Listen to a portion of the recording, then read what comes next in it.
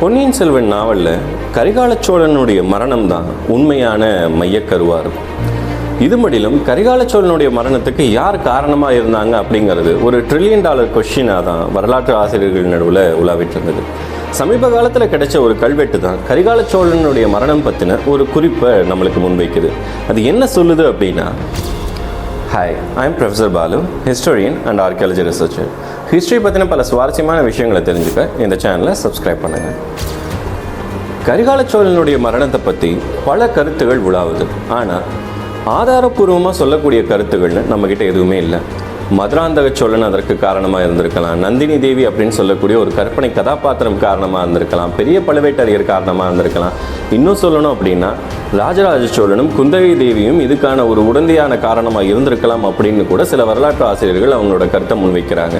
இப்படி பல குழப்பங்கள் நிலவேற்ற இந்த சமயங்களில் தான் கரிகால சோழனுடைய மரணத்திற்கான சான்றா ஒரு கல்வெட்டு நம்மளுக்கு கிடைக்குது. கடலூர் மாவட்டம் காட்டுமன்னார் கோயில் அப்படிங்கிற இடத்துல இருக்கக்கூடிய உடையார்குடியில் உள்ள ஒரு சிவன் கோயில் கருவறையில் இருக்கக்கூடிய கல்வெட்டு தான் இந்த கரிகால சோழனுடைய மரணத்தை பற்றி பதிவிடக்கூடிய முதல் கல்வெட்டாக இருக்குது. இந்த கல்வெட்டு மூலமாக தான் கரிகால சோழனுடைய மரணத்துக்கு அப்புறம் என்ன நிகழ்ந்தது, யார் குற்றவாளிகளாக அறிவிக்கப்பட்டாங்க அப்படிங்கிற உண்மை நம்மளுக்கு தெரிய வருது. இதில் நம்ம பார்த்த எந்த ஒரு கதாபாத்திரங்களும் எந்த ஒரு நாயகர்களும் குற்றவாளிகளாக சொல்லப்படலை.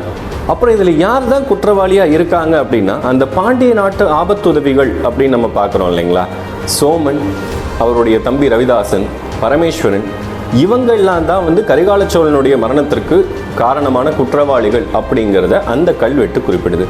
அதுக்கு காரணமாக இவங்களுக்கு தண்டனை கொடுக்கப்பட்டதாகவும் இவங்களுடைய சொத்துக்கள் பறிமுதல் செய்யப்பட்டதாகவும் அந்த கல்வெட்டு கூறுது. ஆனால் இதுவுமே ஒரு முழுமையான குறிப்பாக இல்லை.